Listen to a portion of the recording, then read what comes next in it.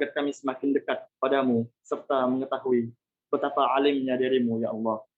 Rabbana atina min ladunka rahmah wa hayyi' lana min amrina rasyada. Rabbana atina fid dunya hasanah wa fil akhirati hasanah wa qina azabannar. Walhamdulillahi rabbil alamin.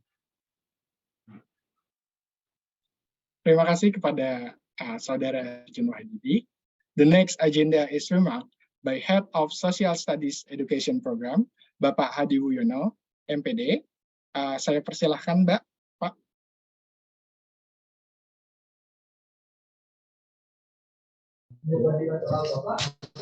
Baik.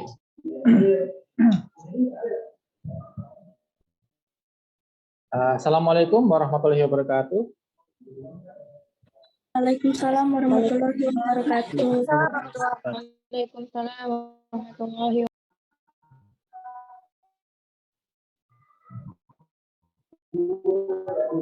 Ya.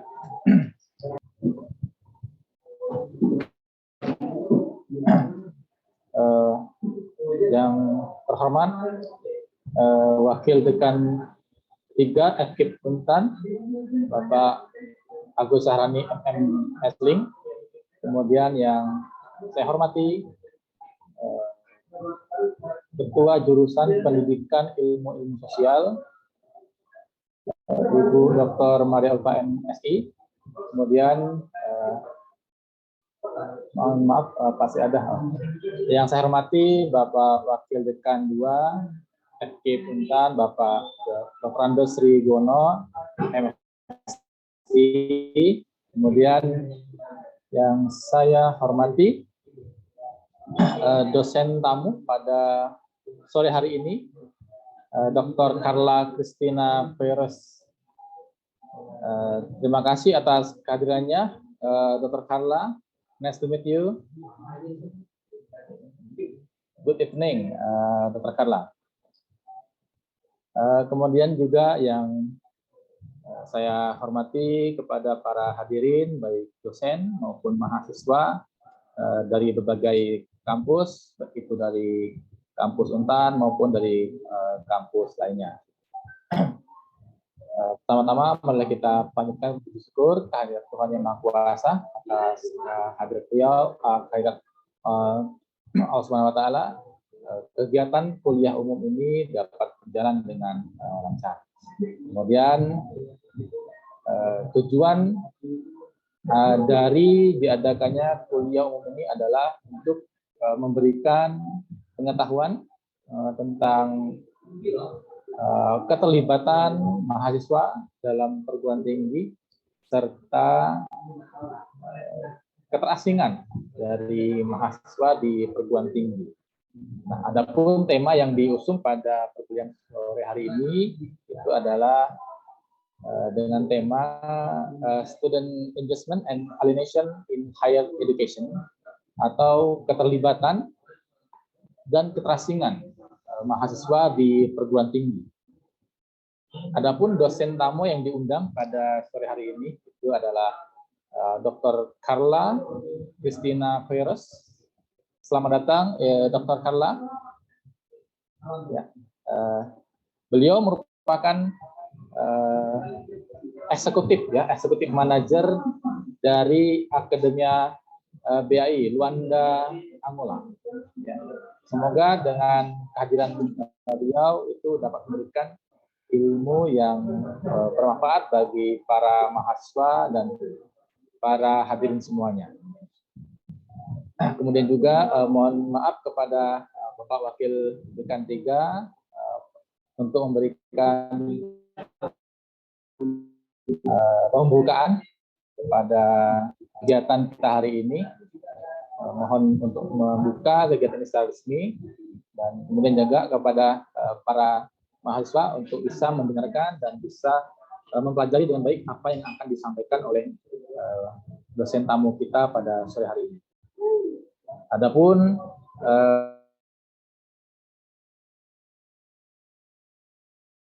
bagi para mahasiswa, karena banyak sekali yang berpartisipasi, itu ada sekitar di sini sudah ada 100 mahasiswa yang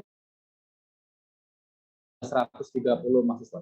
Jadi mahasiswa sangat antusias.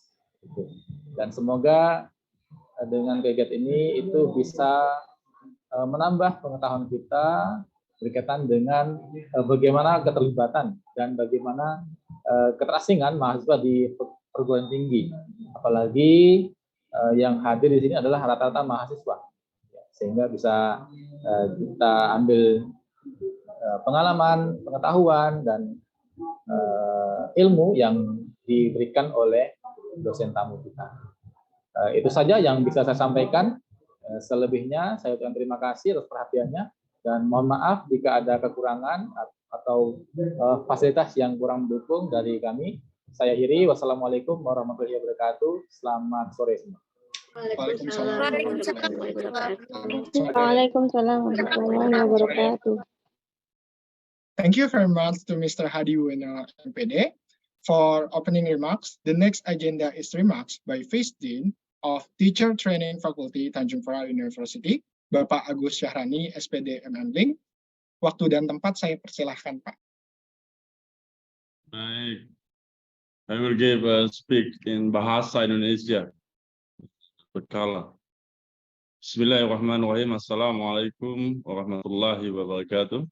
Selamat sore, salam sejahtera bahagia untuk kita semua. Selamat sore. Yang sama-sama kita hormati Carla Christian, PhD, Executive Manager of Academia, BEI, Luanda, Angola. Nice to meet you, Carla PhD.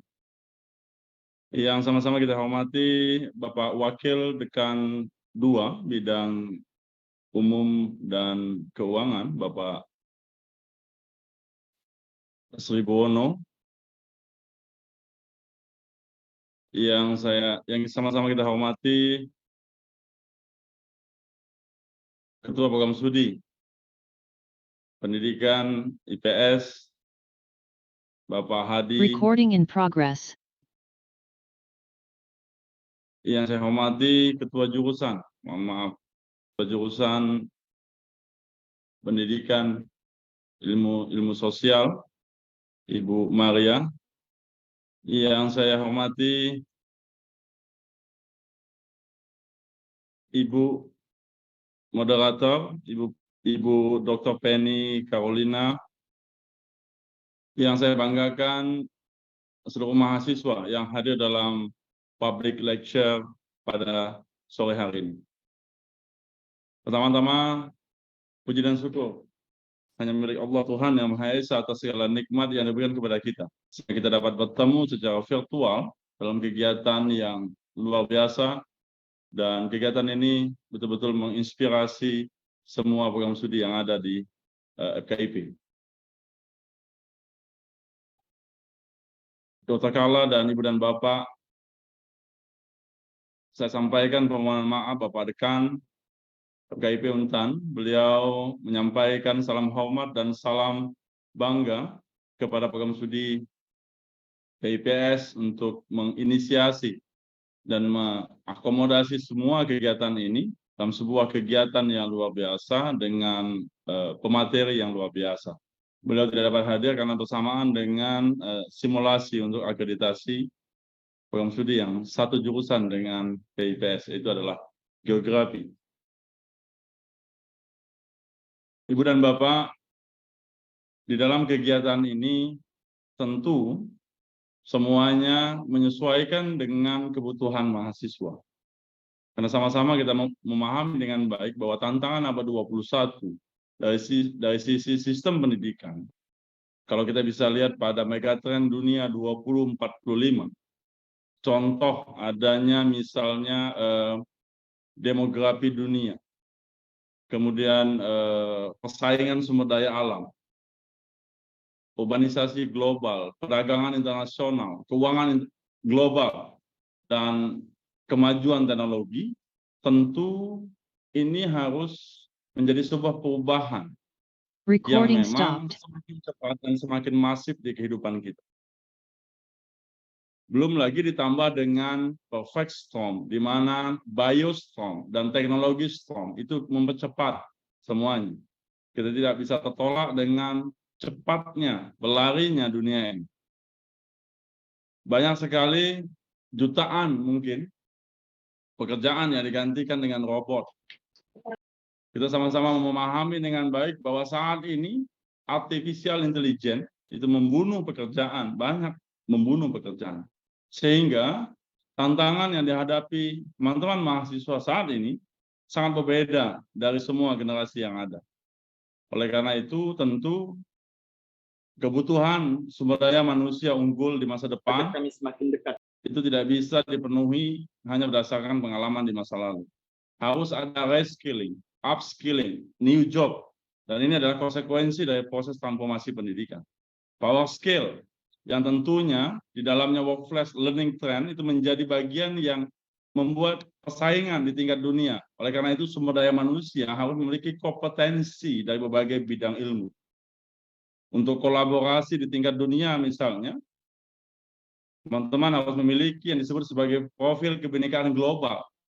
Oleh karena itu, tentu di dalam proses ini, kami selaku penyelenggara pendidikan, bahwa kebutuhan pola dan proses pembelajaran itu harus disesuaikan pula dengan memberikan ruang kepada Anda untuk mengembangkan pola pikir yang agile. Karena agile mindset ini tentu dia kebalikan daripada fixed mindset. Harus ada growth mindset, creative mindset, dan regenerative mindset.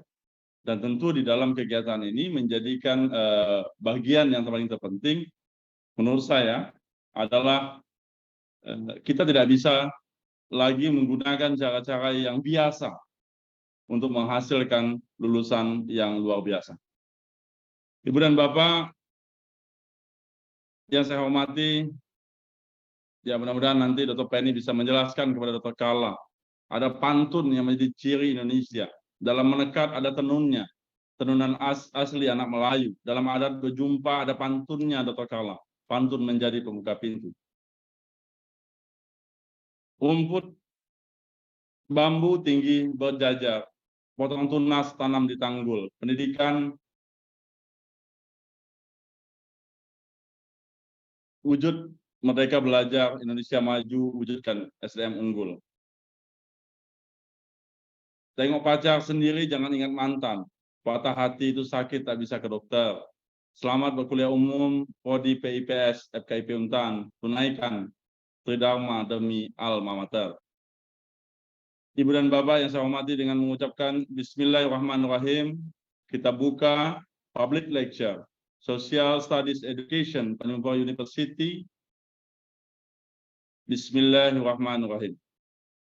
Terima kasih, selamat berkuliah umum. Terima kasih dan mohon maaf atas khilaf kata yang disengaja maupun yang tidak disengaja. Akhir kata, Assalamualaikum warahmatullahi wabarakatuh. Selamat petang, salam sejahtera bahagia untuk kita semua. Waalaikumsalam warahmatullahi wabarakatuh. Waalaikumsalam warahmatullahi wabarakatuh. Terima kasih banyak kepada Bapak Agus Syahrani, SPD MM-Link, yang telah memberikan kata sambutannya dan sekaligus membuka acara kuliah umum pada sore hari ini. Now, the main agenda is public lecture by Ibu Dr. Carla Christina Koiros. This session will be led by Ibu Dr. Feni Carolina, MA TESOL. Halo Ibu Feni, selamat sore. Halo Bimo, selamat sore. Ibu Femi, the room is yours. Thank you. Thank you Bimo. Oke, Assalamualaikum warahmatullahi wabarakatuh. Waalaikumsalam warahmatullahi wabarakatuh. Good afternoon, everyone. Thank you for the remark from Pak Hadi and Pak Agus. That's really impressive. And for Pak Agus, I cannot translate your poem in English because it's very long. And that's really interesting to have that very traditional poem. Dr. Carla, Pak Agus just mentions about the traditional poem about how we try to motivate students to learn enthusiastically, but I cannot translate that into English. I mean word per word. Sorry for that. Okay, everyone, my name is Feni Carolina. I'm the moderator of today's seminar. I'm very pleased to see you here and welcome all of you to this our public lecture. Today's public lecture is about students' engagement and alienations in higher education, just like what Pak Hadi mentioned earlier. Ladies and gentlemen, our today's speaker is Dr. Carla Cristina Queres. She is a lecturer as well as an executive manager of Academia Bay in Luanda, Angola. Angola is in Africa continent. She has received her bachelor degree in education, S1-nya berarti pendidikan SPD kayak kita juga, in 1991 in Pedagogical University in Enrique José Varona in Cuba. Jadi Bu Carla ini S1-nya, SPD-nya di Kuba. Oke. Siapa presiden Kuba dulu ya? Yang terkenal? Ada yang tahu? Dr. Carla, who is the very famous or well-known president of Cuba? Can you unmute yours, please? Your speaker? Fidel Castro.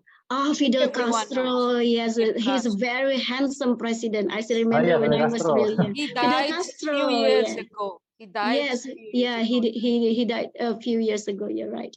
Okay, so Dr. Carla finished her bachelor degree in Fidel Castro country, that's Cuba, yeah. And then she has taken her master degree in political science in 2012 at University of Manchester, United Kingdom. Jadi Ibu Carla S2-nya tentang political science. Ini nyebrang ya dari SPD ke politik. Oke, ini impressive ya. And then after that, she got her Doctor of Philosophy in Education. S3-nya kembali ke pendidikan. Jadi balik lagi ke pendidikan at Queen's University Belfast in United Kingdom. And I would like to read her very short her professional experience.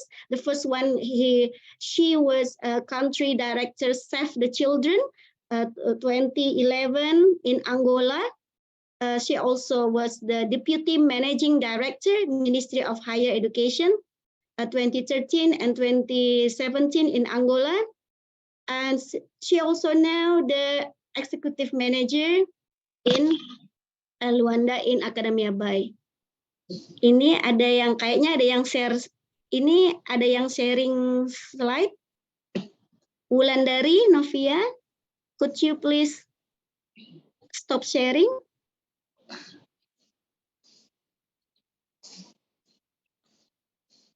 Okay, let me continue. Before we begin the presentations, let me inform you guys how the presentation will be going on. First, Dr. Carla will be invited to present the material. After that, there will be question and answer sessions and followed by conclusions. Now, everyone, allow me to welcome our guest lecturer today, Dr. Carla Queres, to deliver her presentations. Dr. Carla Queres, the floor is yours.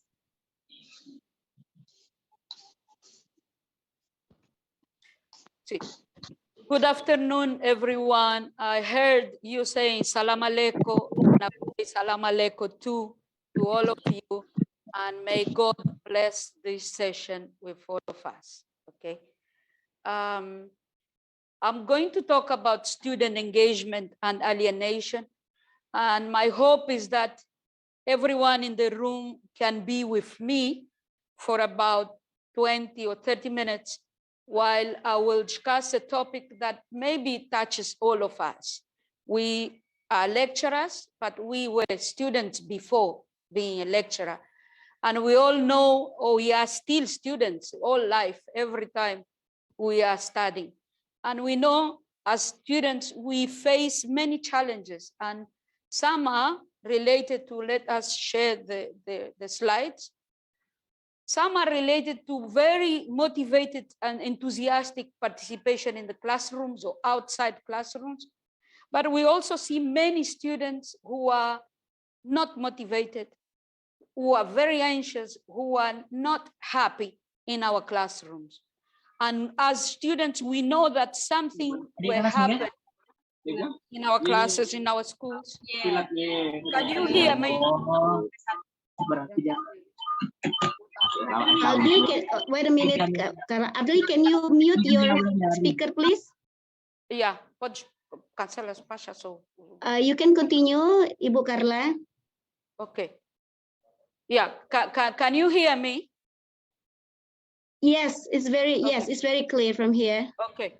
Okay. So I was saying we all were students at once in our life, and we are still students now. And sometimes we face these challenges. So I'm going to talk about how important or what challenge students face on student engagement, and how I researched student engagement for about 4 years, full time of my life, trying to understand the concept and trying to design a kind of research strategy that will address my main concerns as a researcher. So I'm talking about the concept of student engagement. I will talk about research questions and objectives, research design and methods, how I design this work, data sources, sample, how I did some analysis procedures, and especially the key findings and contributions for this study. There is a great concern in the world about student success. But one way of measuring student success is measuring student engagement. Student engagement has been studied by many authors, and I will present some to you, as a great indicator of success of students, but also as a great indicator of quality in our higher education institutions. If we want to measure quality, maybe we should also try to use a student engagement survey to assess that quality. The issue, I'm bringing this scholar who says student engagement is more than just making sure that students are entertained or they are happy in the classrooms. Student engagement is to make students attend and be inside the classrooms, be involved, yes, be worried about the content, and they use high order thinking. It's a very high level of engagement of students in their cognitive and their psychological behavior and in their ways of interacting with other people. Studies from the OECD, the European Development Organization, they established that at least 39% of full-time students who are enrolled in their higher education, only 39 managed to complete their education in the period of the training or the programs. And at least 12% drop out at the beginning of the studies, 20% drop out in the second year, and 24 drop out at the end of. So my question is, what are we doing in higher education that we bring people, students to our schools, and we allow them to go and to abandon our schools because something is happening inside our universities that need to be addressed? And that something is what I call, and my research finding is that there is some alienation inside our classes. I use in my research. Ibu Carla, excuse me. Yes. Can we go back to the first slide, please? Yes. Okay, let me, please allow me to translate into Indonesian. Is it fine? Sure. It's fine. Oke, It's fine. adik-adik sekalian dan kakak mahasiswa dan mahasiswi sekalian, Ibu Carla menjelaskan tentang perlunya keterlibatan mahasiswa dalam pendidikan. Sekarang universitas mengukur kesuksesan mahasiswa dan kesuksesan kualitas dari universitas tidak hanya pendidikan akademik, tapi bagaimana mahasiswa terlibat di dalam kegiatan perkuliahan. Terlibat dalam kegiatan perkuliahan ini dimaksud dengan student engagement. Bagaimana mahasiswa berpartisipasi dalam kelas, berpartisipasi aktif dalam pembelajaran, berpartisipasi dalam kegiatan kemahasiswaan, berpartisipasi aktif dalam komunikasi mahasiswa dan dosen. Dr. Carla mengatakan banyaknya DO itu pasti ada yang salah, tidak hanya dengan mahasiswa itu sendiri, akan tetapi dengan universitas yang memberikan keterasingan murid mahasiswa terhadap kegiatan itu. Jadi membiarkan kegiatan di kampus itu membuat mahasiswa itu terasing dan semakin terasing sehingga adanya drop out. Dia merasa sendiri, dia tidak diabaikan oleh kampus. Dan Dr. Carla mengatakan bahwa keterlibatan mahasiswa merupakan salah satu indikator suksesnya sebuah universitas. Jadi begitu mahasiswa itu terlibat dalam kegiatan, terlibat aktif dalam komunikasi, diskusi di dalam kelas, itu menunjukkan kualitas dari universitas itu sendiri. Jadi Dr. Carla menyatakan adanya drop out atau DO di universitas, 12% mahasiswa tingkat pertama, tahun pertama, 20% DO di tahun kedua, dan DO 24% di tahun terakhir, itu mengindikasikan ada yang salah dengan sistem di universitas. Baik, Dr. Carla, can you continue please to the second slide? Yes, thank you for the translation. And I will do like 1 or 2 slides and then 1 slide and I'll give you the floor, okay? Dr. All right, okay. So using the words from Koo, George Koo is a very, is a scholar who is in United States, and he's been studying student engagement for the last 25 years or so. So George Koo says, it is erroneous to presume that what works in one setting for certain students will have the same effects in other settings for different types of students. Because institutional contexts differ, students' experience will differ, as will what they get out of college. So this means that if even comparing our cities, our provinces, our villages, so students are exposed to different type of contexts, different type of lectures, different type of environment, learning environments. So what they learn and what they are able to produce to bring back to communities is different as well. So it's not about comparing one country to another country. We should be proud of the results we have in our own countries, but we should know that the contexts are different, okay? So that's something very important to as the front line of my speech today, goes that we are not just comparing, we're looking at what is different in one side that can make a difference in another side, okay? Dr. Veni, do you want to translate or can I move on? I can move on. So the concept of student engagement has been studied as one of at the center of governance mechanisms in our higher education universities. Student engagement is a very complex, is a very multifaceted concept. It's multifaceted, as I will explain, as it incorporates or it includes many other notions or concepts or ideas, as Fredericks and other colleagues, Kahu and Trolley explained.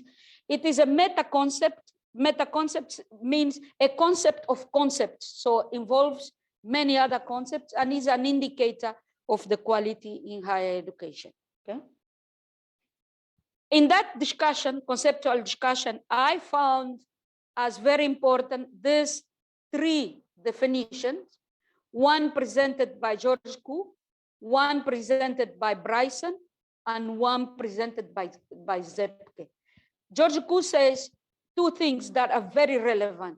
Student engagement is the participation in educational activities, but participation is different from engagement, okay? You can participate in one activity, you can be here in this lecture, involved, but you are not engaged. So I want maybe all of us in the room to practice engagement. Practicing engagement means making sure that you are not just involved, you are deeply involved and you are transforming. So Koo says, for that engagement, we need to look at 2 components. One, what students do to learn. And second, what institutions do to promote learning. That was kind of very important for me, because in some countries we have universities not providing conditions for effective learning. And if we look at students, we blame them for not learning. And the point is not blaming students, it's also blaming our institutions for not providing conditions for effective learning. The second very important definition is by Bryson. Bryson says, student engagement is about goals, aspirations, values, and beliefs that the student bring to the universities even before they come to university. So they have their values, their concerns. This is a very ontological definition, and it's not just about goals, it's also about what we offer to develop their own goals, okay? And the last definition is provided by Zepke, who says engagement is about agency. And I like this because agency means it's about our identity, our belonging, our ways of being in a place and feeling happy, motivated, and fully integrated. The rest are other conceptualizations, and that I will not spend much time on that. If anyone wants to hear more about that, I can come up with this. So Dr. Veni, please, I'll pass to you. Yeah, Dr. Carla, this is very important. Let me explain that in Indonesian. Yang tadi Dr. Carla mengatakan konsep atau arti dari keterlibatan mahasiswa. Beliau mengatakan student engagement atau keterlibatan mahasiswa itu adalah sesuatu yang sangat kompleks sekali. Yang di dalamnya itu ada goal mahasiswa dalam kuliah, bagaimana kampus itu menyediakan kampus yang dengan kualitas pembelajaran dalam untuk mencapai tujuan dari mahasiswa itu dan untuk mendapatkan pengetahuan. Begitu juga dengan strategi dari mahasiswa untuk effective learning, belajar dengan secara efektif. Next slide, please. Yeah. Okay. Dr. Carla mengatakan keterlibatan mahasiswa itu kita tidak institusi tidak serta-merta menyalahkan mahasiswa. Jika mahasiswa ada yang terlambat, misalnya lama mengerjakan skripsi atau lama atau nilai yang rendah, itu ada faktor dari institusi yang tidak memberikan pelayanan seutuhnya kepada mahasiswa. Jadi Dr. Carla menyatakan bahwa keterlibatan mahasiswa kita tidak bisa menyalahkan mahasiswa seutuhnya jika mereka mengasingkan diri, jika mereka tidak mengerjakan tugas.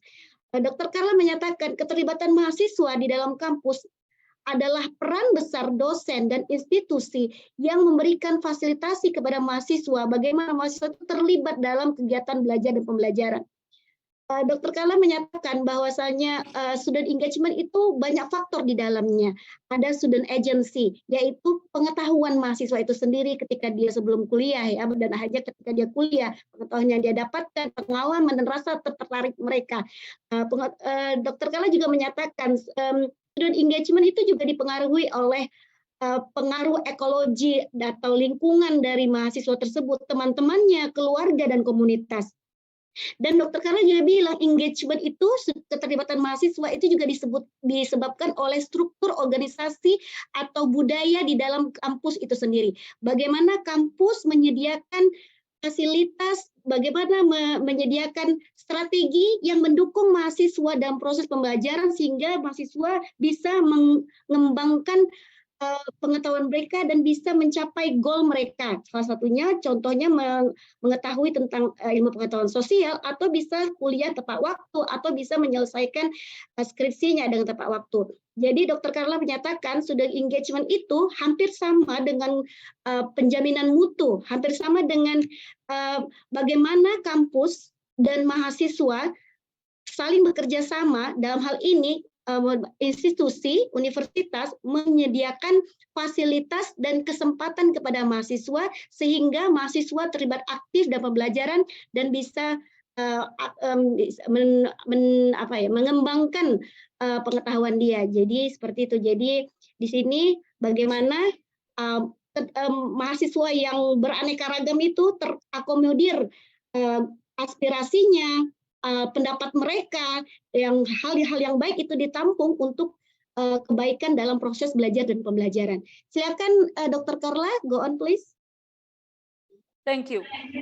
Just to complete this analysis of conceptual analysis, I'll look at this graphic presented by Georges Koo. So student engagement is about tertiary experiences, the experiences in the university, I mean the behaviors and the opportunities the university offered to students, and then what are the outcomes and the higher education experience that train the students to go out, the lifelong journey and their graduation and skills, competencies they acquire.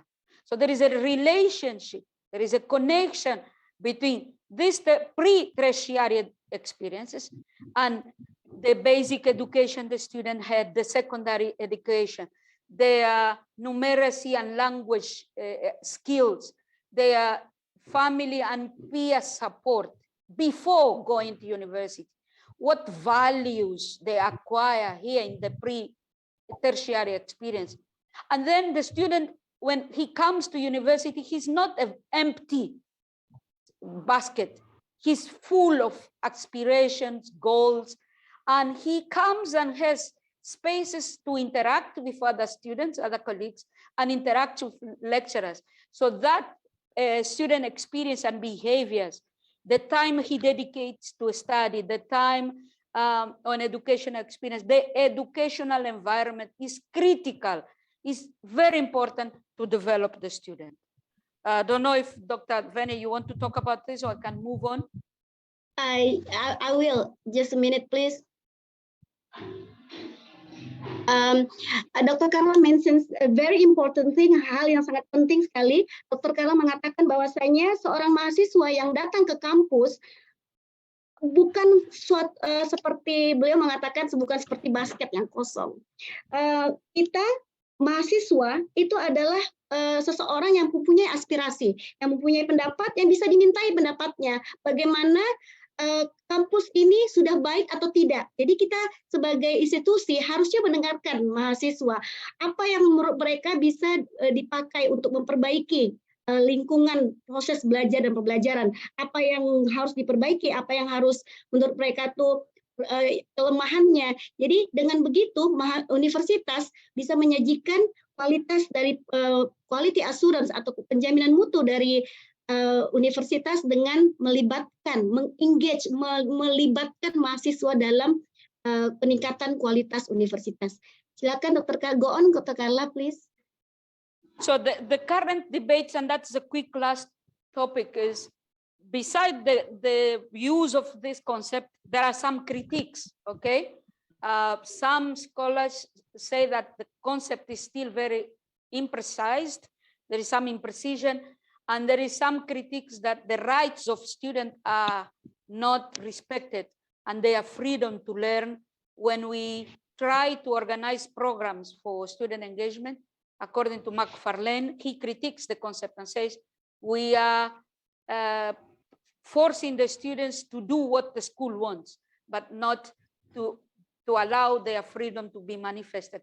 But in my own opinion, as a researcher in this area, I would say, it's not like this. This is a very performative way of thinking.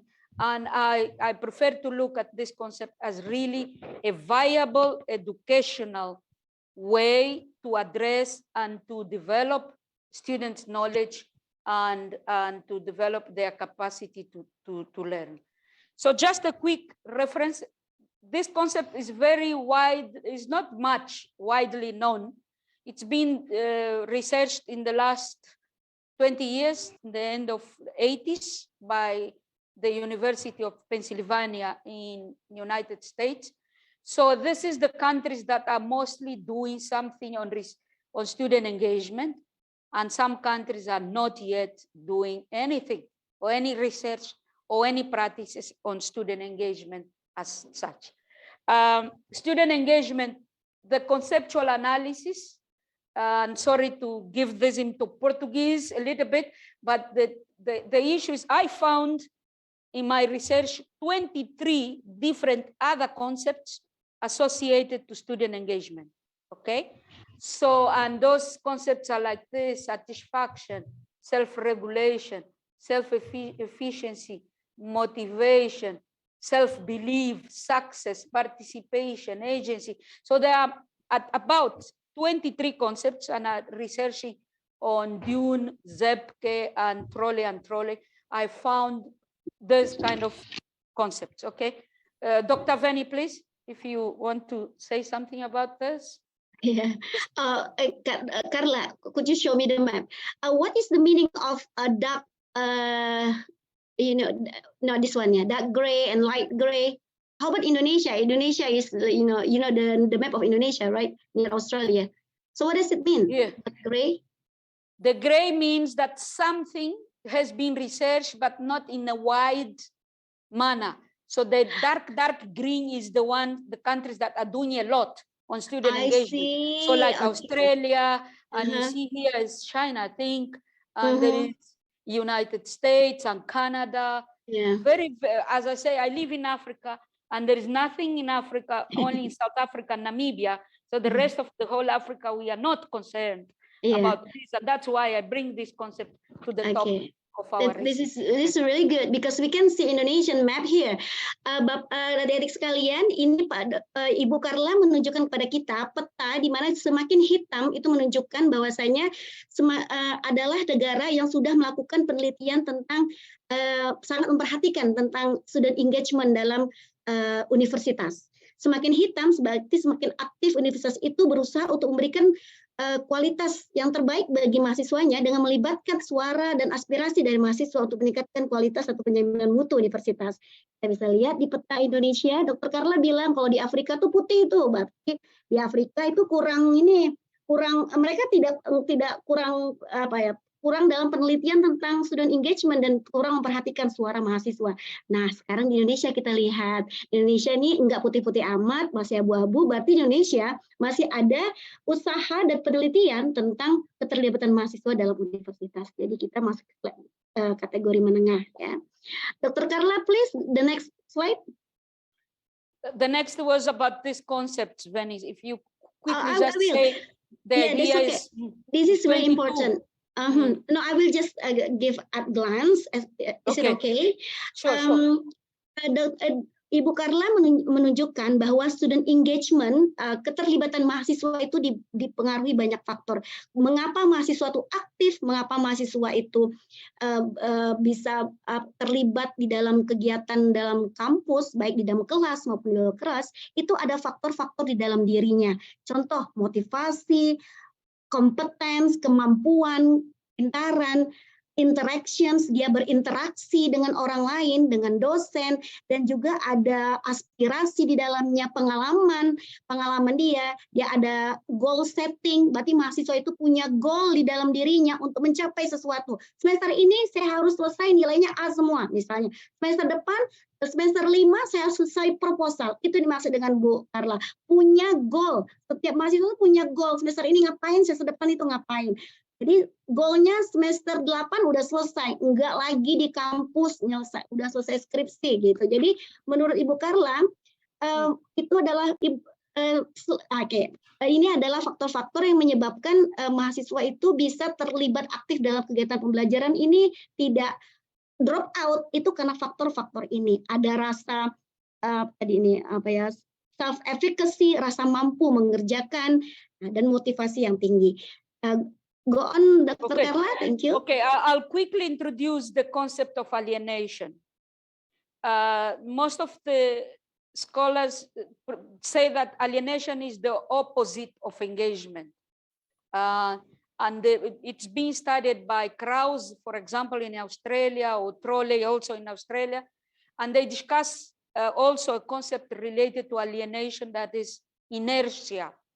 Inertia, which is like students are completely like with no say, no involvement, no motivation. And they also consider this as negative engagement. I went to the dictionary, and alienation means a sense of being alienated or out of our own environment. It's like, or out of ourselves. A person, when is alienated, does feel lost. it's like completely lost.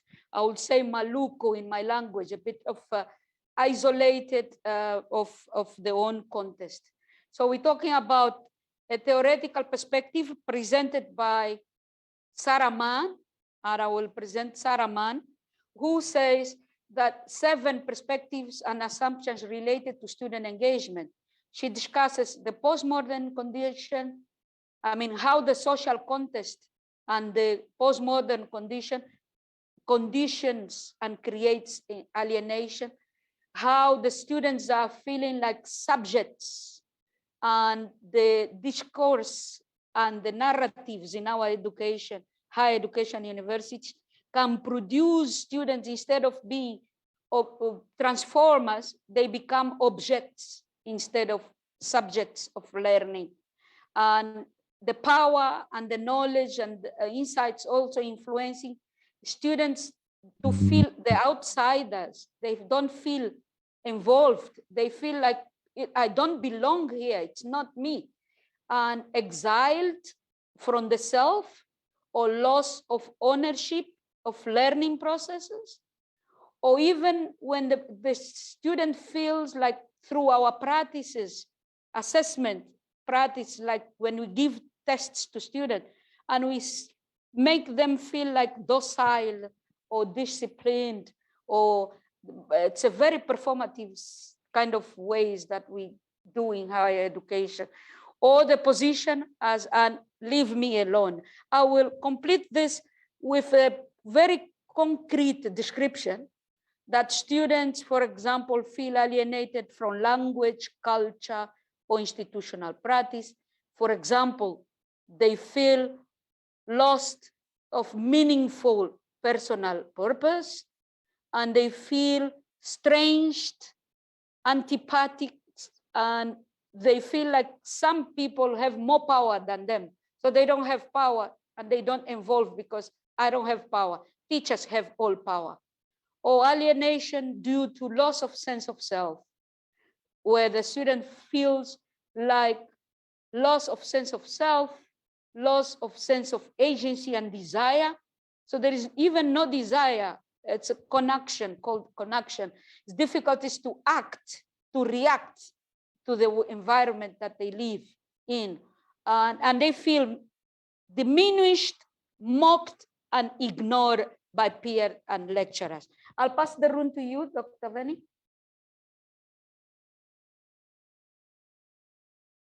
Could you please show me the previous slide, please? Was this? Okay. Oke, Dr. Carla mentions atau menyebutkan tentang apa arti dengan alienation. Alienation itu adalah keterasingan. Alien, asal kata dari alien ya. Ingat aja alien di luar angkasa kan, orang asing yang datang ya. Jadi alienation itu keterasingan mahasiswa di dalam kampusnya itu sendiri. Alienation artinya merasa sendiri, merasa bukan bagian dari lingkungan itu. Lalu Dr. Carla menyebutkan arti dari alienation itu juga adalah separations between a self and others, terpisahnya diri dari orang lain. Oke, next slide please. Yeah. Okay. So this is like the 7 perspectives. Okay. Oke, ini ada 7 asumsi atau 7 hal yang berhubungan dengan pengalaman keterasingan mahasiswa di dalam universitas ya. Jadi ada merasa kalau mahasiswa itu dia merasa saya itu outsider, saya itu orang di luar gitu, pengetahuan saya kurang, saya nggak punya power di dalamnya. Dia merasa beberapa orang memiliki power, misalkan beberapa mahasiswa yang pintar itu dia lebih hebat, dia nampak lebih bisa meyakinkan dosennya, ataupun dosen itu sendiri sangat memiliki power. Saya nggak bisa apa-apa karena saya hanya mahasiswa, dosen yang bisa menentukan apa-apa terjadi di dalam kelas itu. Jadi mahasiswa yang dalam proses pembelajaran juga dia merasa dia bukan bagian dari proses belajar mengajar itu. Jadi dia loss of ownerships, dia kehilangan rasa memiliki dalam proses pembelajaran, jadi dia mengeluarkan diri dia sendiri dalam proses tanya jawab, diam, tidak berbicara sama sekali dalam latihan, dan dia juga ada rasa kayak leave me alone, tinggalkan saya sendiri. Maksudnya dia tidak ngapa-ngapain di dalam kelas, diam saja, tidak bertanya, tidak menjawab, dan merasa dirinya itu loss of connections, kehilangan koneksi dalam hubungan dia, baik dia terhadap guru, terhadap dosen, dan dia juga terhadap teman-teman yang lain. Jadi dia mengekang diri dia sendiri dan dia tidak aktif dalam aktivitas kegiatan dalam proses pembelajaran dan kegiatan di kampus. Go on, Dr. Carla. Okay, so the concept of alienation, also one situation is where students feel alienated because the institutional conditions. I repeat a bit, but this is to systematize the information.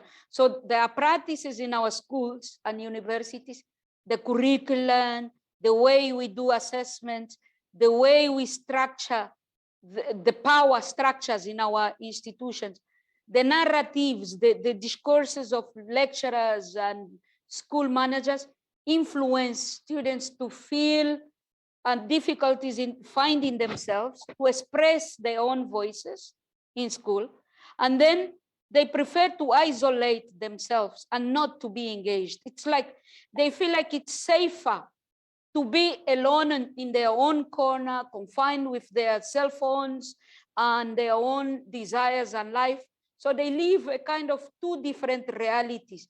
One reality that is perceived as very aggressive, which is the reality in schools where they can fail, where teachers can say them that they are not intelligent students, and the reality of their own lives where they feel heroes in their own world. So it's very interesting that these perspectives are still on in our institutions. And the last one is where alienation is seen as a strategy for self-preservation, as I explained before. In this part, students feel loss of sense of uniqueness, and their own identity is hurt, is very much affected. So their identity, they start questioning, who am I? What am I doing here? Some students, when they enter the first year, especially in first year and second year, they question, who am I here and what am I doing at university? And then they question also their own purpose. Why am I here? What is significant for me in being here if I only fail, if I'm not capable to manage the demands from the school? So these are the four different situations that I try to research in my study. If I move on, I identified some gaps in research in the literature. I will not go on this, but if you want to touch on this, Veni, if not, I'll move on a little bit. I'm just concerned about time. Oke, Ibu Carla bilang kalau misalnya keterasingan mahasiswa itu tidak mesti hanya karena dirinya mahasiswa itu merasa terasing, tapi juga karena institusi itu sendiri. Jadi di institusi itu ada power, ada kekuatan, struktur yang mahasiswa itu lebih aman, merasa mereka lebih aman untuk diam saja. Jadi mereka merasa aman kalau saya diam, terus ada juga beranggapan kalau alienation itu dia merasa dia mempertanyakan, kenapa saya harus di sini? Kenapa saya harus di kampus ini? Kenapa saya masuk IPS? Apa yang saya bisa lakukan di sini? Mengapa saya harus ikut serta dalam kuliah ini? Apa sih saya mau jadi apa nanti? Jadi dia mempertanyakan dirinya sendiri. Karena itu dia berusaha mengasingkan dirinya sendiri karena tidak ada, dia bilang lebih aman dia diam saja daripada dia dia aktif gitu, karena dia beranggapan kalau terlalu aktif itu dianggap agresif, orang yang sangat vokal gitu. Jadi dia merasa khawatir itu akan membawa dirinya sendiri untuk negatif gitu. Go on, Carla, please. Yes.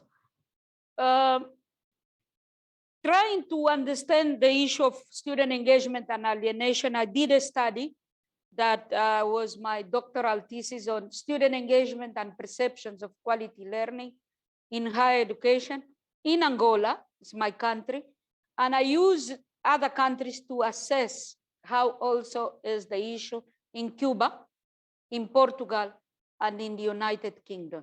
So I used a convergent parallel mixed method research approach, And the research questions were 3. So I tried to understand to what extent students in Angola and abroad were engaged with practices that promote effective learning.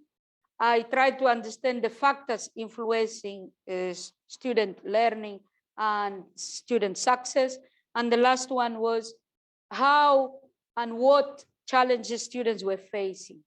I had 5 different research objectives I will not mention. So I was trying to characterize the situations based on my research questions.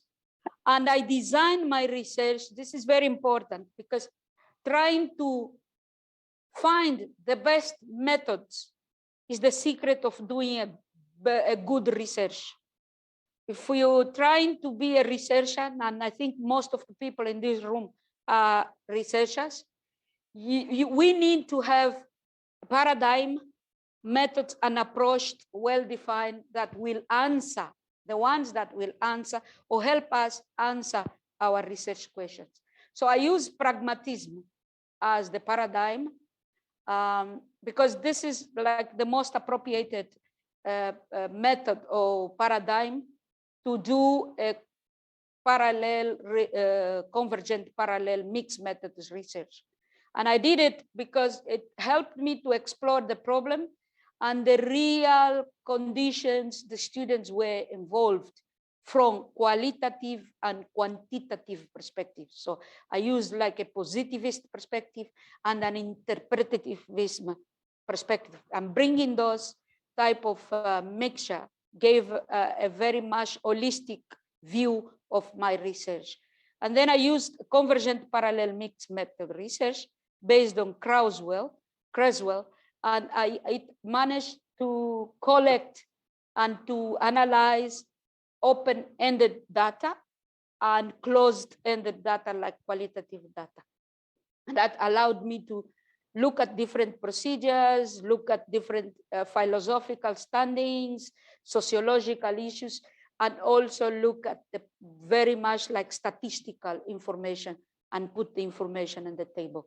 So my approach was quali and quant, and with an integrative and interdisciplinary perspective, okay?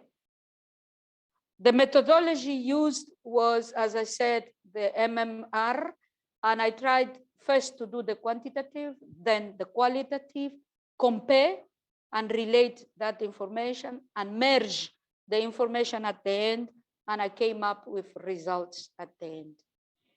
The analysis, Dr. Veni, you want to translate this or I can go on? Could you show me your research question, please? Yeah. This one, okay, thank you. Dr. Carla melakukan penelitian tentang student engagement atau keterlibatan dan keterasingan mahasiswa di berbagai negara, di Kuba, Portugal, dan di Inggris, dan di Angola itu sendiri. Jadi beliau mengambil survei dan interview kepada mahasiswa Angola yang kuliah di Angola, mahasiswa Angola yang kuliah di Kuba, mahasiswa Angola yang kuliah di Portugal, dan di Inggris. Ada 3 pertanyaan penelitian atau rumusan masalah yang Dr. Carla ajukan, yaitu bagaimana mahasiswa di Angola dan mahasiswa Angola yang kuliah di luar negeri, di Kuba, Portugal, dan Inggris, terlibat dalam kegiatan di kampus yang meningkatkan proses belajar pembelajaran. Jadi bagaimana mahasiswa itu terlibat dalam kegiatan di kampus ya. Jadi Dr. Carla membandingkan nih yang di Angola bagaimana, yang di mahasiswa Angola di Kuba bagaimana, mahasiswa Angola di Inggris bagaimana. Dr. Carla, to research question please. Research question, okay. Yes, Yeah. Thank you. Dan yang kedua, Dr. Carla pertanyaan penelitian kedua meneliti bagaimana apa faktor yang mempengaruhi mahasiswa itu terlibat dalam kegiatan pembelajaran yang efektif. Oke. Dan bagaimana negara tersebut, konteks negara tersebut mempengaruhi mereka. Apakah di Inggris itu lebih engage, lebih melibatkan mahasiswa, ataukah di Kuba atau di Angola itu sendiri. Terus yang ketiga, apa tantangan dan hambatan yang mahasiswa laporkan di dalam proses keterlibatan mereka dalam pembelajaran yang efektif. Menurut mahasiswa itu apa sih yang bikin mereka itu tantangan dan hambatannya, kenapa mereka tuh tidak terlibat, kenapa mereka tidak terlibat, gitu. Oke, go on, Dr. Carla. I'm So the done. objectives are very quick, so you don't need Yeah, to I think you don't need to mention objective because Yeah. it's similar Yeah. to research questions. Yeah. Yeah. Just go on. Then the method. The is method. okay. Dr. The Carla method. melakukan mixed method. Oke, mixed method ini dengan paradigm pragmatis ya, pragmatism. Ya, kayak pragmatism itu apply dua cara, yaitu kualitatif dengan kuantitatif. Jadi ada survei dan ada interview. Silakan go on, Dr. Carla, please. Okay, this is the same. Okay.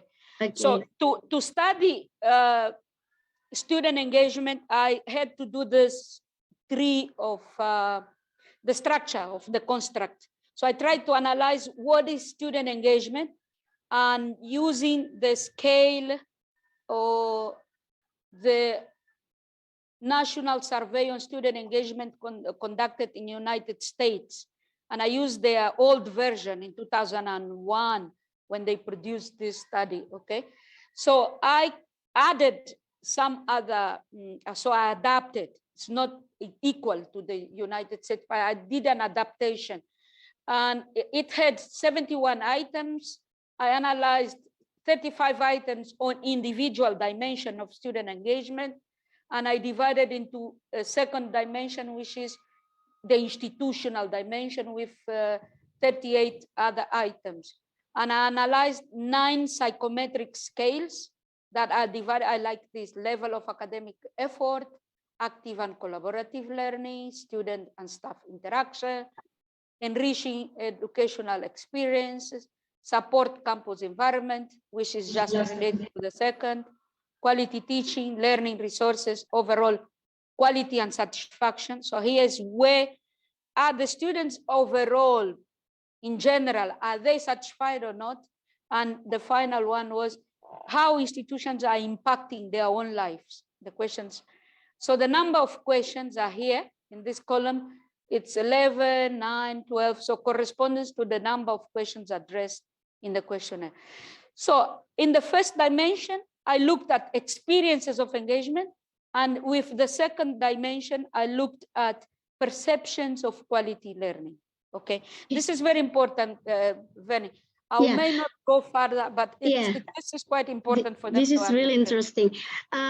Jadi Dr. Carla menyimpulkan struktur untuk mengetahui student engagement atau keterlibatan mahasiswa yaitu dari dua faktor. Faktor pertama adalah pengalaman mahasiswa, dimensi individual ya, pengalaman mahasiswa dengan universitas dia.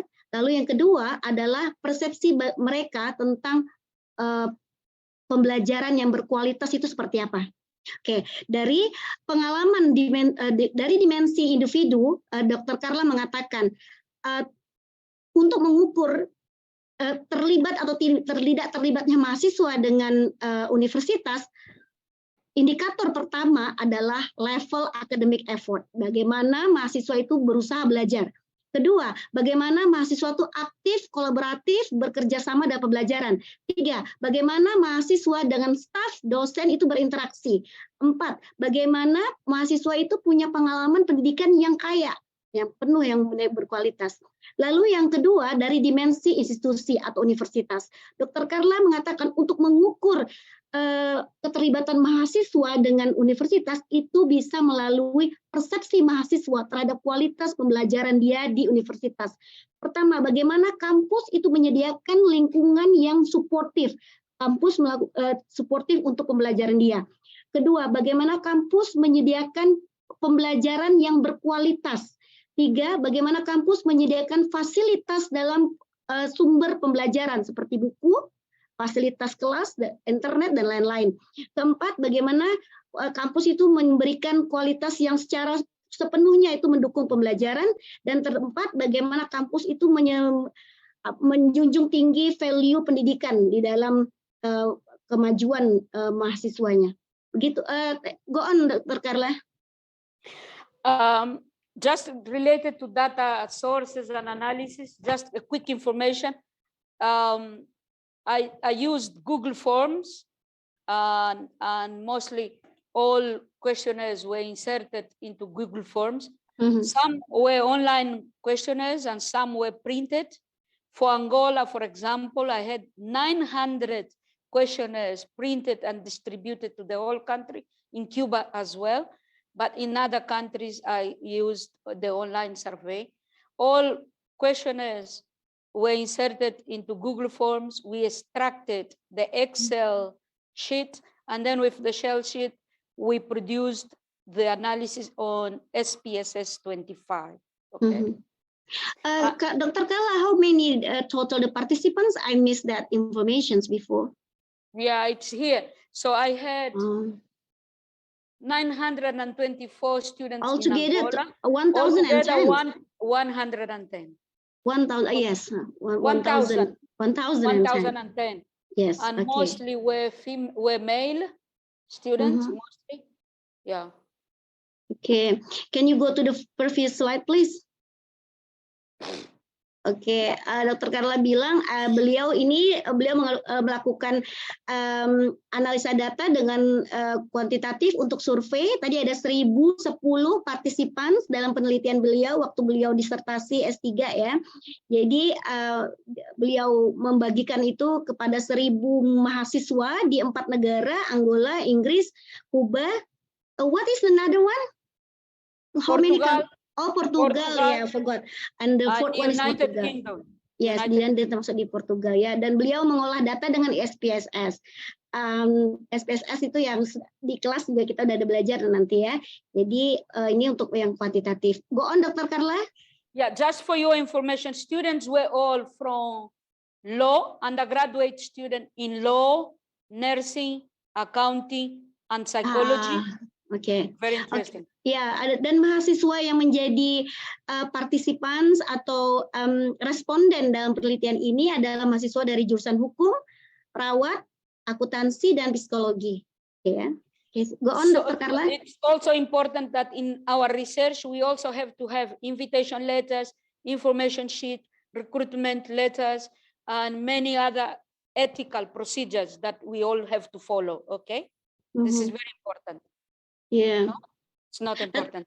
Iya, Dr. Carla menyebutkan bahwa jika ada mahasiswa sekalian melakukan penelitian, jangan lupa ketika melakukan penelitian kita harus memberikan ada etik di kode etik di dalam melakukan penelitian, yaitu kita memberikan penjelasan kepada responden tentang apa penelitian kita. Jadi kita harus memberikan informasi, lembar informasi penelitian kita ini apa, mengapa kita membutuhkan mereka untuk sebagai responden kita, dan kita juga perlu surat rekrutmen, yaitu di mana mereka tanda tangan setuju menjadi partisipan atau responden dalam penelitian ini. Go on, Ibu Carla. Okay, this is just a very quick overview of the data analysis and justification. So I used a statistical analysis because it's PSS. And I did an analysis of students' response from survey, descriptive statistics, and I did tests of distribution and test of normality, inferential statistics, analysis of interval, statistics, margin of error, analysis of internal consistency of the scale or the instrument I use. That is very important to consider. The last one is on qualitative research. The data set was more than 1,108 minutes. So I had almost 20 hours of recorded information taped. Yeah. So it was a very intensive work for transcription of all data from the interviews. And all interviews were transcribed and organized and filtered into NVivo 25 software. And then everything I coded following procedures described by Creswell and Plano Clark. And then I did an analysis through applied thematic analysis. This is very important for people who want to do studies on qualitative research. Maybe very important. Yeah. Dr. Carla, not this one. The next slide, please. Okay, Dr. Carla melakukan wawancara ya untuk mengetahui tadi pengalaman mahasiswa.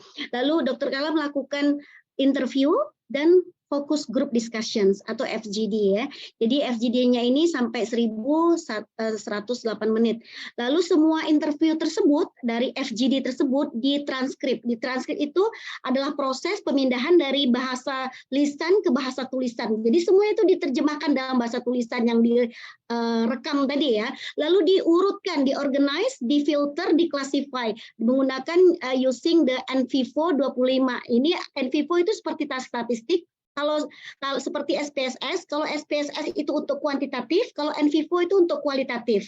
Jadi NVivo itu ada softwarenya, nanti mudah-mudahan di kelas kita pakai NVivo untuk kelas metode penelitian dengan MEM nanti ya, kita menggunakan NVivo juga.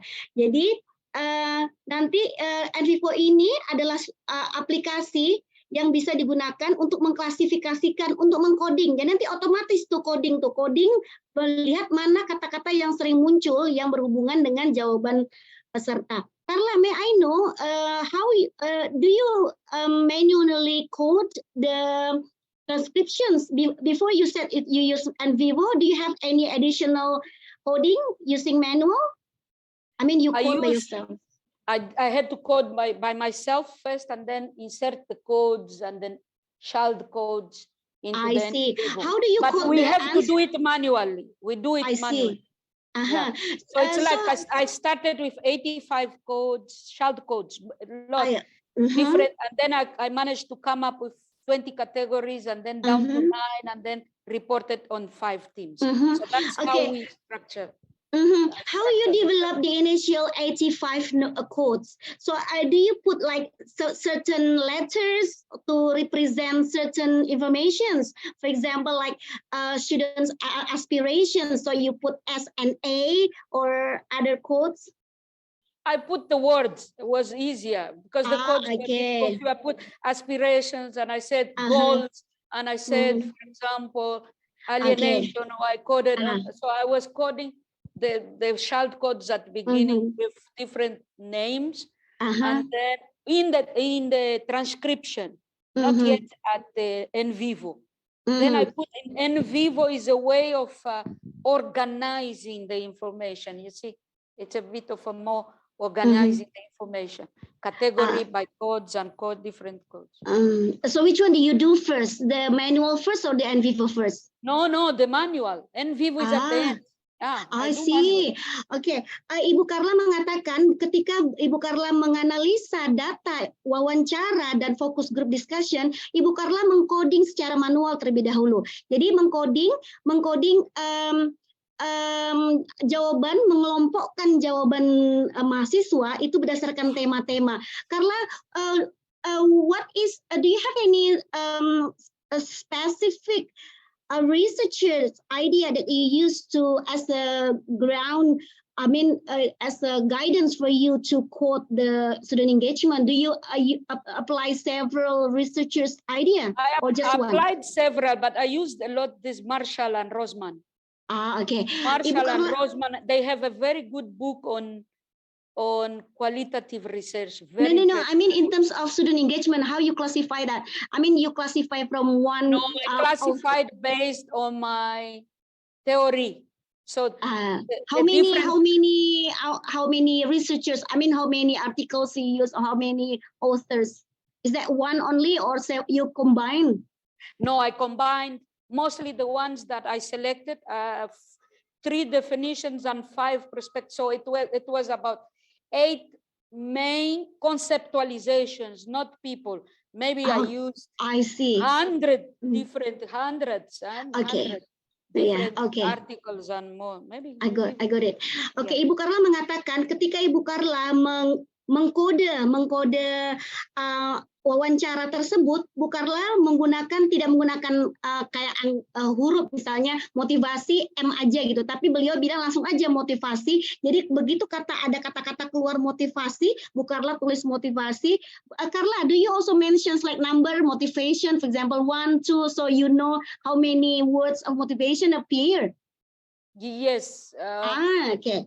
Ibu Carla mengatakan setelah menulis kata motivasi, lalu ada tulis kata nomor 1, begitu ada peserta lain mengucapkan motivasi adalah motivasi 2. Jadi semakin banyak ada kata motivasi muncul, berarti motivasi merupakan salah satu faktor yang mempengaruhi mahasiswa dalam student engagement. Dan beliau melihat mana yang paling banyak muncul, dan beliau mengklasifikasikan motivasi, tadi self efficacy atau sosial interaksi antara mahasiswa dengan dosen, itu yang faktor yang mempengaruhi keterlibatan mahasiswa itu menggunakan pengertian konsep keterlibatan mahasiswa dan keteraslian mahasiswa tadi dari berbagai peneliti sebelumnya, dari ratusan artikel yang beliau baca.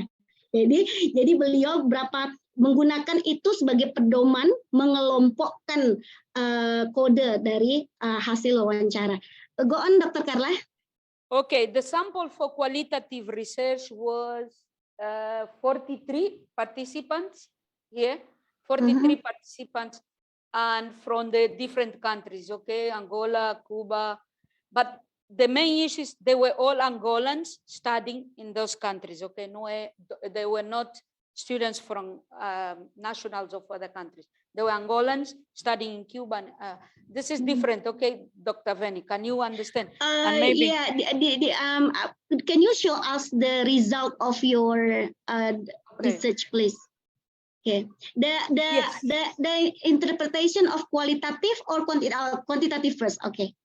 Quickly, I will just quickly show the results of my quantitative research.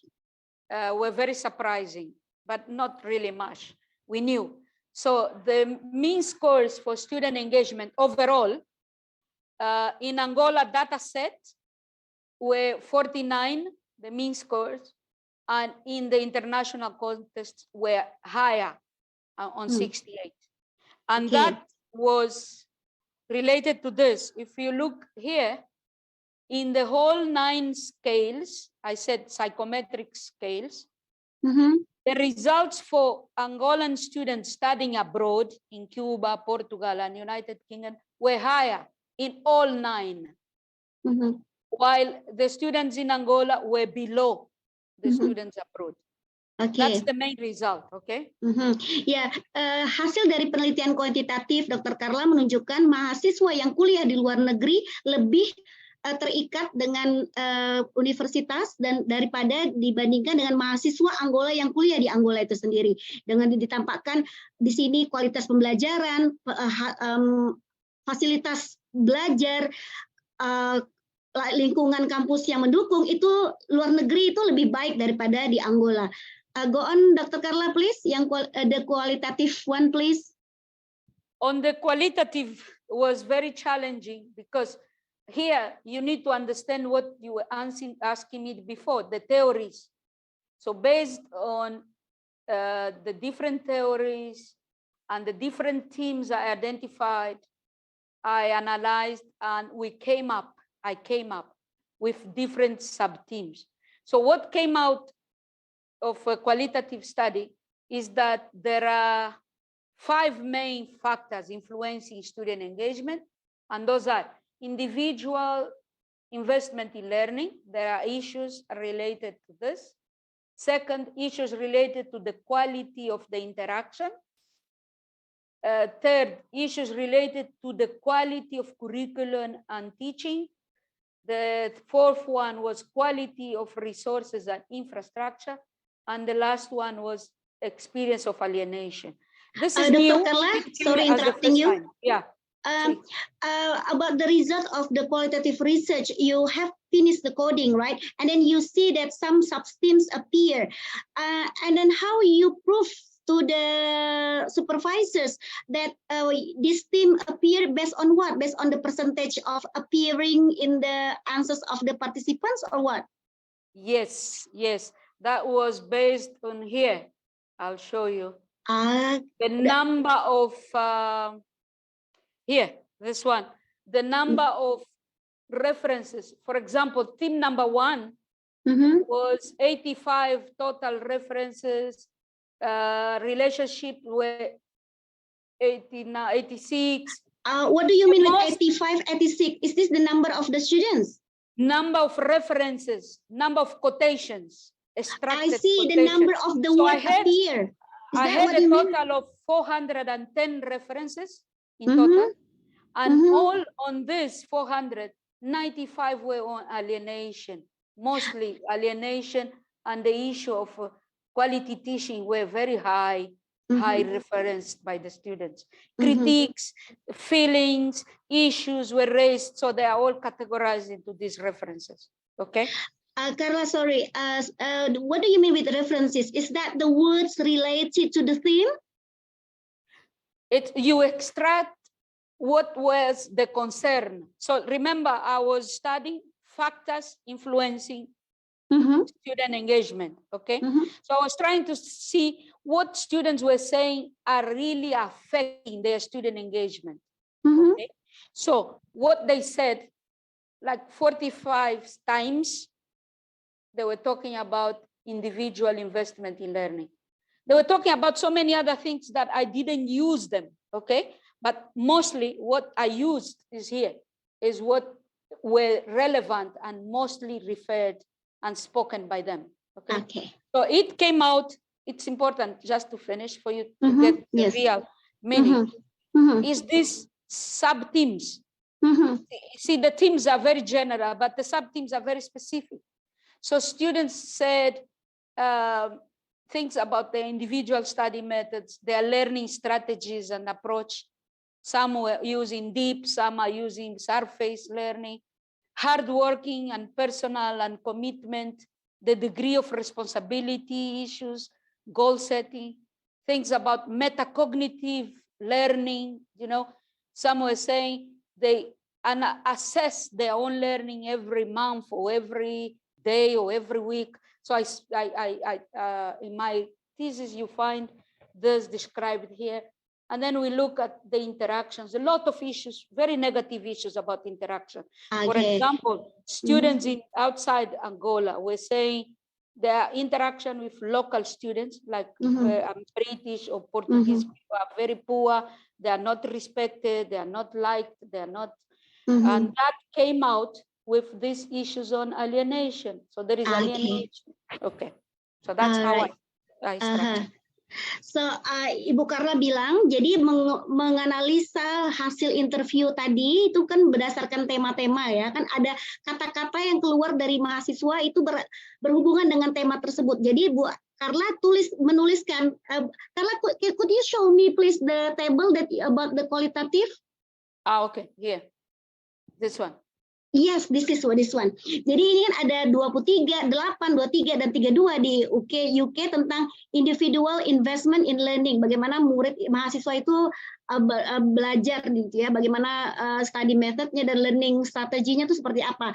Ada beberapa mahasiswa yang mengatakan misalnya dia benar-benar belajar ya, saya menggunakan strategi misalkan tidak SKS gitu, saya tepat waktu mengerjakannya. Itu 23 itu mahasiswa menyebutkannya 23 kali orang ya, atau 23 kata atau yang berhubungan dengan itu untuk muncul di situ. Jadi di sini ada 86 kali mahasiswa tuh menyebutkan bahwasanya mereka tuh ada punya strategi dalam pembelajaran. Dan ini cara mengelompokkan tema-tema yang muncul dalam kualitatif tadinya itu. Oke. Go on. So, Carla, so here there are 5 themes appear. Is that right? Yes, there are 5 themes that appear. And as you can see, I show here how the themes were represented even in the country per country. Okay. Angola, so, you see, and you see like in United Kingdom, there were less about this yellow, which is... Yellow, number 4, right? Number 4, yeah. Learning resources, okay, yes. But the issue, so it was not an issue in UK. It was not an issue, the learning resources, because learning resources in UK are very high, are very good. But it was an issue on alienation. People spoke a lot about alienation, factors, negative factors influencing learning.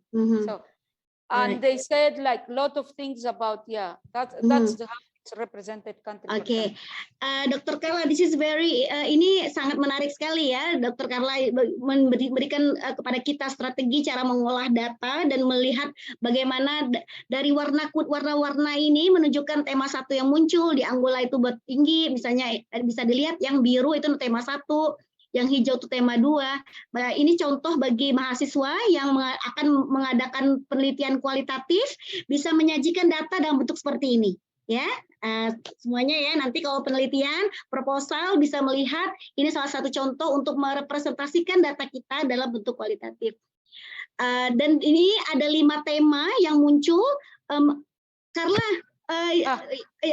what is the research question for this? All factors that influence student engagement, is that right? Yeah, factors influencing student engagement. Ini ada 5 barriers. tema, faktor dan tantangan yang mempengaruhi keterlibatan mahasiswa di universitas. Ada hubungan, interaksi, kualitas pembelajaran dan pembelajaran, learning resources, sumber pembelajaran, ya seperti itu ya. Dr. Carla, our time is out. Yes, our time is out. So that's to finish. So alienation came out of the qualitative study. I couldn't find it in the quantitative, and there were many reports about racism, discrimination, culture shock, social and academic issues of loss of feeling mocked, lack of focus, segregation, and self-alienation. So this is just to conclude how I link student engagement, and then came after the study initiated the issue of alienation as a very important issue. Thank you very much for listening to me. I hope we can have this as an exchange experience for next time we can do more, okay? Okay, thank you so much, Dr. Carla. Everyone, please give applause to Dr. Carla Cristina Cueres, please. Dr. Carla, this is very impressive. Thank you so much, Dr. Carla, for giving us such informative and interesting presentations. Ladies and gentlemen, now come to our questions and answer sessions. I'd like to invite you to have 3 questions from the participants, please. Anyone to ask some questions? Hands up, please, guys. Are you? Please just turn on your speaker. Chandra, are you going to ask questions? Ya, permisi, Yes, Mem. please, Chandra. Perkenalkan nama saya Chandra Purnairawan dari semester 2. Ingin bertanya, tadi itu kan yang dijelaskan oleh Dr. Carla itu semua pembelajaran itu dipengaruhi oleh dosen dan institusi, di mana kampus itu memberikan strategi pembelajaran di mana mahasiswa dapat mengembangkan pengetahuannya sehingga mahasiswa itu dapat lebih aktif dalam pembelajarannya.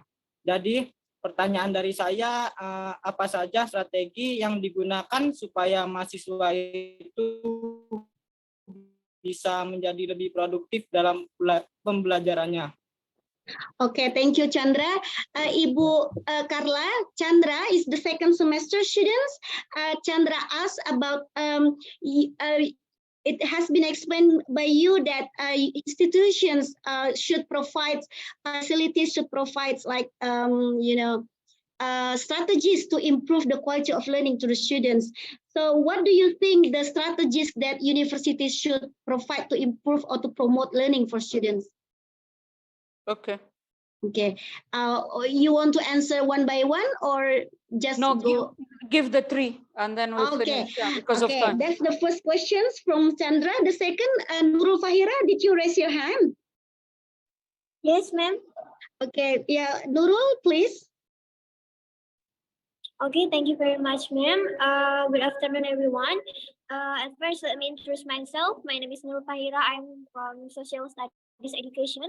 So my question is, there is any action that universities can take to prevent alienations from occurring for students, and what a teacher should do to improve student engagement? What the you lecturer or institutions? Lecturer. Oh, lecturer. Yes. Okay, Dr. Carla, Nurul asked the second questions from Nurul. What are the strategies that lecturer can do to improve or develop student engagement in university? This is from the lecturer side, Carla. Sure. Okay. Next, the third one, Pariatman Tanjung. Oh, atau Orfajar. Farid Tanjung dulu ya. Tanjung first. Assalamualaikum warahmatullahi wabarakatuh. Waalaikumsalam. Perkenalkan nama saya Pariatman Tanjung. Saya mahasiswa semester 2 dari Prodi Pendidikan IPS Universitas Tanjung Pura.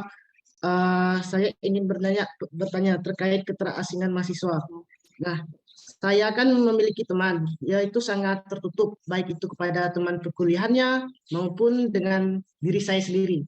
Nah, pada saat dia masuk dunia perkuliahan, dia merasa kayak terasingkan sampai membuat dia ingin berhenti untuk kuliah. Nah, bagaimana kita sebagai teman untuk membantunya, sedangkan dia sendiri menghindari kita atau tertutup kepada kita. Mungkin cukup sekian dari saya. Terima kasih. Wassalamualaikum warahmatullahi wabarakatuh. Waalaikumsalam warahmatullahi wabarakatuh. Dr. Carla, the third students as the name is Tanjung, yeah. Tanjung is the second and the fourth semester students. Tanjung mentions that he has an experience having an introverted friend or peer. His friends is really like to isolate himself from the milieu, so from his friendships, you know. And then he asks you, as a friend, as a good friend, how he can help his friends in the university not to be isolated among others. As a peer in the university. Yeah. Okay. Yeah. I think it's all the three. Okay. Yeah, already 3. Yes. Okay. Go on, Dr. Carla, please. Thank you very much for your questions and for your interest in the topic. I think you heard me deeply and thoroughly the whole day, the whole 1 hour of presentation.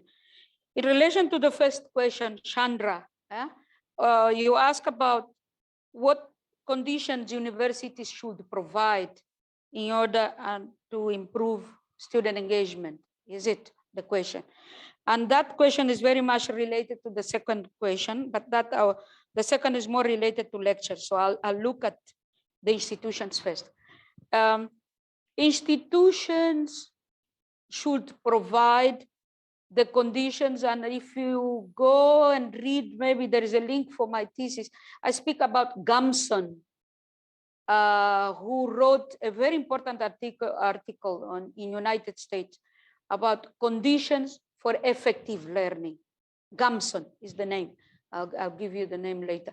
They say it's conditions that students have infrastructures, learning resources, and an environment that I mentioned here, campus environment that provides effective learning, positive interactions between teachers and lecturers, teachers and students, and among students. There is a need for a mutual friendship, not that kind of relationship between students and lecturers, as I mentioned in my study, that students were complaining that some lectures are very authoritarian and they don't allow students to learn, or they don't have a voice in the classrooms.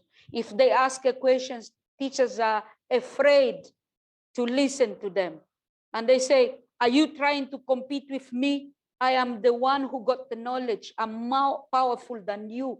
So students become very obedient and they become very isolated. In that case, universities should have conditions that avoid that kind of power structures that diminish students to be real thinkers. And I go back to the narrative in higher education. Higher education should be a critical thinking machine, should be a place where students can be using the critical thinking as a way to develop their own countries, to have democratic spaces of interaction, to have a voice. There are, of course, cultural differences, religious differences.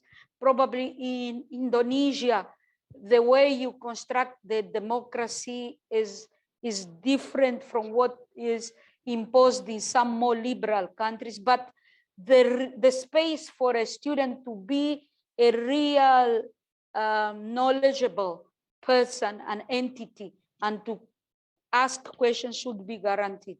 In some cases, for example, in Africa, schools or universities have no sufficient computers, have no sufficient spaces for learning, no teachers training rooms are not available. So teachers come to the school, teach, and go back home. So that's what I'm trying to address, is the real conditions that lecturers come and have offices to receive students and to provide feedback. Schools have spaces for students to come and have feedback of their own assessment. So things like that are the more important to have in our schools, conditions for real engagement. The other thing is the school should address the social issues.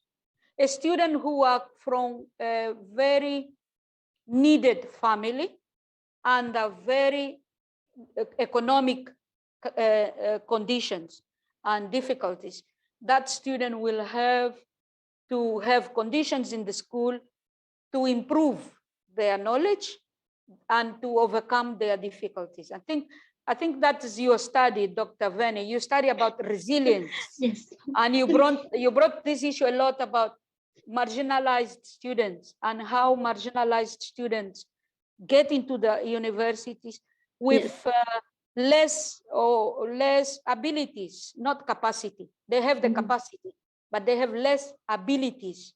So the schools has to have conditions that provide less ability students to improve their condition, their social knowledge and their social opportunities. The last one about isolated student, Tanju. Please talk to your friend, Tanjur. Talk to your friend. University students are very annoying sometimes. They insult each other and there is bullying. You know that word, bullying? Yes, bullying. Bullying. So there's a lot of bullying at universities, and the less capable student become so ashamed to participate in the classrooms, to talk. So there are many students who don't talk for many, and we are in the second semester or third semester, and the student doesn't say a word. Why doesn't say a word? Because he's ashamed, and that isolation will diminish his possibilities to develop their own cognitive and behavioral way of staying in the world. So talk to your student, and please, the university should also provide space, a psychologist or student support union, student support services that will help the student. Like foreign students in a country always feel isolated. They miss their mothers, they miss their parents, they miss their home, they miss their food. And Indonesian food is very nice. So it's easy to go to a country and you feel isolated because the food is not the same. And we all have to address these issues when we talk about student engagement in our universities. Thank you very much. Thank you very much, Dr. Kala. Please allow me to translate that into Indonesian. Untuk Chandra tadi, bagaimana kampus itu meningkatkan keterlibatan mahasiswa. Dr. Carla bilang kampus harus menyediakan infrastruktur yang memadai, komputer, ruangan belajar yang enak, yang bisa membuat mahasiswa itu bisa bersemangat untuk belajar. Kalau tidak ada fasilitas seperti komputer, itu sangat sulit sekali bagi mahasiswa untuk belajar ya. Itu hambatan di kampus kita sebenarnya ya. Sumber belajar yaitu buku. Buku-buku itu harus ada di universitas, karena kalau tidak ada buku, mahasiswa akan sulit untuk belajar. Dan beliau juga mengatakan harus ada lingkungan yang enak, lingkungan yang positif antara dosen dan mahasiswa dan mahasiswa. Ini ada hubungannya dengan jawaban untuk Nurul tadi. Jadi Dr. Kara bilang ada beberapa kampus yang sangat otoriter, di mana dosen itu apa yang dikatakan dosen itu benar. Jadi mahasiswa itu takut untuk mengungkapkan pendapatnya. Jadi mahasiswa menganggapnya ya udah guru itu yang the best, jadi dia nggak bisa ngomong apa-apa, takut untuk mengatakan tidak, takut untuk protes kepada mahasiswa dosennya karena akan berlambat dengan nilai. Jadi menurut Dr. Carla, seorang dosen itu untuk meningkatkan student engagement harus memberikan kesempatan kepada mahasiswa untuk menjadi seorang yang aktif dalam berpikir dan kritis dalam berpikir, dan kritis dalam menulis tanpa memberikan sesuatu tanggapan yang melemahkan mahasiswa ya. Jadi kalau maksudnya memberikan motivasi, memberikan feedback yang konstruktif, yang masukan yang untuk mengembangkan, bukan menjatuhkan yang membuat mahasiswa menjadi tidak berkembang. Oke, untuk pertanyaan nomor 3 bagi Tanjung, Dr. Carla bilang kita sebagai teman harus bicara dengan teman kita. Jadi kita ngomong ada di kampus itu kejadian bullying, di mana yang pintar itu menertawakan bagi yang tidak pintar. Ketika seseorang itu ngomong, yang lainnya mengetawakan. Kalau hal seperti itu membuat mahasiswa yang kurang kompeten itu menjadi malu dan menarik diri, tidak takut untuk berbicara dalam diskusi di kelas. Karena kalau dia berbicara, dia takut ditertawakan oleh teman-temannya. Itu adalah kondisi yang tidak baik, sehingga dengan demikian itu membuat mahasiswa yang kurang kompeten akan mengasingkan diri mereka dalam pembicaraan akademik di dalam kelas seperti diskusi, tanya jawab, karena dia sudah pernah mengalami ditertawakan atau dibully di kelas tersebut. Jadi mahasiswa satu sama lain itu harus saling mendukung, tidak menertawakan jika teman melakukan kesalahan. Demikian, supaya tidak ada yang menarik diri atau merasa terasing dalam diskusi akademik di dalam kelas. Jadi semuanya itu bisa berkembang kritis, dan kondisi atmosfer dalam diskusi di dalam kelas itu menjadi positif. Demikian Dr. Carla. Thank you Dr. Carla. We would like to thank to our guest speaker Dr. Carla. That's very impressive, very informative and interesting presentations, and all the participants for all of you guys for the very active participation. Finally, we give the applause to Dr. Carla once again, please. Thank you so much for you. I think this is the end of our discussions. Thank you so much. Let me pass to Bimo as the host of this webinar. Assalamualaikum warahmatullahi wabarakatuh. Waalaikumsalam warahmatullahi wabarakatuh. Thank you so much, Dr. Feni and our guest lecturer, Dr. Carla. So before I close this public lecture, let's take a picture together. The operator, please help me. Foto group. Okay, anybody count 1, 2, 3 so everyone keeps smiling. 1, 2, 3. One more. 1, 2, 3. Second slide now. Okay, second slide. 1, 2, 3. Third slide. 1, 2, 3. Okay. All done, operator? Yes, okay. I heard yes. Okay. I Thank think you. Okay. Okay, Assalamualaikum. I think that's all our public lecture today. Thank you very much for your attendance and participation. Our special thanks to Ibu Dr. Carlina Quiros as our honorable guest lecturer. Ladies and gentlemen, this is end our public lecture. Wassalamualaikum warahmatullahi wabarakatuh. Bye. Goodbye, everyone. Goodbye, Dr. Carla. Thank you so much. Thank you. Thank you. Thank you very much. Bye. Bye-bye. Thank you, Dr. Carla. Bye-bye. It's a pleasure. Thank you, Dr. Carla. Thank you. Dr. Carla. Bye-bye.